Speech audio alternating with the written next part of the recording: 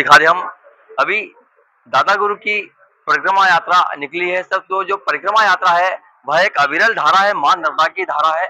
हमारे साथ उपस्थित है पूर्व कृषि मंत्री कमल पटेल। अच्छा, क्या बोलना चाहेंगे आज ये यात्रा के लिए, दादा गुरु के लिए? देखिए, नर्मदा माँ नर्मदा हमारी प्रातस्मरणी है, परम पूजनीय है, संकट हरणी है, पाप हरणी है, सुख समृद्धि करनी है और हमारी जीवन दायिनी है। और हमारा सौभाग्य है कि हम नर्मदा जी की नाभि अमरकंटक से माँ निकली है और खंभात की खाड़ी गुजरात में समुद्र में मिलती है, उसका सेंटर है, जहाँ एक तरफ सिद्धनाथ मंदिर है, उत्तर में दक्षिण में सिद्धनाथ मंदिर है, जो कौरव पांडवों द्वारा सिद्धनाथ मंदिर का निर्माण किया गया। और सिद्धनाथ मंदिर का निर्माण यहाँ भगवान कुबेर को सिद्धि मिली और यहीं से उन्होंने निर्माण किया। ऊपर हिनोलनाथ बाबा है और ये पहाड़ी के बाद ये ग्राम चौकी है। यहाँ पर नर्मदा जी की सेवा की जाती है। आश्रम बनाया हमारे प्रहलाद पटेल जी, गांव के सब लोगों को सहयोग, और यहाँ पर भोजन प्रसादी होती है। और माँ नर्मदा के बारे में कहते हैं कि गंगा जी में स्नान करने से जितना पुण्य मिलता है, नर्मदा जी के दर्शन मात्र से उतना पुण्य मिल जाता है। नर्मदा जी का कंकर कंकर शंकर है और एकमात्र नर्मदा जी है जिसकी 3200 किलोमीटर की यात्रा होती है। 3200 किलोमीटर की पैदल, हजारों लाखों सालों से ये संत महात्मा ऋषि मुनि राम आदमी अपने को मोक्ष प्राप्त करने के लिए और अपने जीवन को सार्थक करने के लिए परिक्रमा करते हैं। आज भी हमारे पूजनीय गुरुदेव दादा गुरुजी जो 5 साल से निराहार, कोई फल नहीं, कोई भोजन नहीं, सिर्फ नर्मदा के जल पर रहते हैं और वो परिक्रमा कर रहे हैं और 30 किलोमीटर रोज चलते हैं। आज हजारों की संख्या में परिक्रमावासी उनके साथ चल रहे हैं। ये हमारा सौभाग्य कि हम नर्मदा तट के लोगों को उनकी सेवा करने का अवसर मिला। मैं आज उनकी यात्रा का स्वागत करता हूँ और माँ नर्मदा से प्रार्थना करते हैं कि माँ नर्मदा सबको स्वस्थ रखे, खुशहाल रखे और इस भारत माता को शक्तिशाली, समृद्धशाली, बेहूशाली बनाते हुए विश्व गुरु के स्थान पर पहुंचाए। एक प्रश्न और है, हमारा जीवन सार्थक हो जाए। एक प्रश्न ये है कि अभी हंडिया को तीर्थनगरी घोषित किया गया, उसमें दोगले जी बोलते हैं कि हमारे द्वारा कराया गया है। देखो, राजनीति है, कुछ भी करे, लेकिन सरकार भारतीय जनता पार्टी की है। अगर दोगले जी करते तो 15 महीने उनकी सरकार थी। इसके पहले 50 साल कांग्रेस ने राज किया। कभी कोई एक भी धार्मिक काम किया हो, कहीं मंदिर का कहीं किया हो? सिर्फ मदरसे और मस्जिद के समर्थन में रहे वो कांग्रेस हमेशा। बाबरी मस्जिद के समर्थन में रहे। राम जी के तो अस्तित्व को नहीं मानते थे कि राम तो एक काल्पनिक थे, कांग्रेस के थे, शपथ पत्र दिया हुआ है। लेकिन भारतीय जनता पार्टी की सरकार आई और हमने कार सेवा भी की, हमारे लोग जेल भी गए। अडवाणी जी से लेकर पूरे देश में राम जी के मंदिर का निर्माण हो, इसके लिए यात्रा की। प्रधानमंत्री नरेंद्र मोदी जी के नेतृत्व में राम मंदिर का निर्माण हो रहा है और भव्य निर्माण हो चुका है। ये हमारे लिए गौरव की, सौभाग्य की बात है।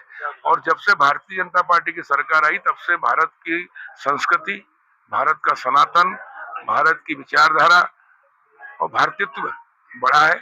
और जितने भी मंदिर है, अयोध्या का राम मंदिर हो, काशी विश्वनाथ हो, महाकालेश्वर मंदिर हो, ओंकारेश्वर में शंकराचार्य जी की प्रतिमा और पथ का हो, जितने भी जगह जगह हो रहे हैं, चाहे सलकनपुर के माता जी का देख लो, क्या भव्य लोग बन रहा है। अब हंडिया और नेमावर को भी हमने नाभि स्थल है, इसलिए इसको पवित्र क्षेत्र घोषित कराया है।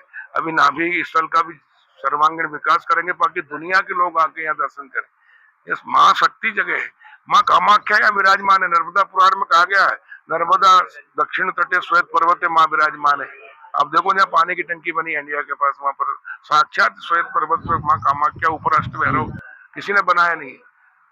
तो ये तो हजारों लाखों साल की संस्कृति हम करते आए। माँ हंडिया का नाम भी हम नाभीपट्टनम कर रहे हैं और इसलिए इसमें कोई श्रेय लेने की बात नहीं है। सबको मालूम है, जनता को, कि भारतीय जनता पार्टी हिंदुत्व, सनातन और इस देश पहले और देश की संस्कृति पहले, इसके लिए राजनीति कर रहे हो। इस देश तेरा बेवा अमर रहे माँ, हम दिन चार रहे न रहे। कांग्रेस ने तो, अंग्रेज चले गए लेकिन ये अंग्रेजों ने कांग्रेस का निर्माण किया था।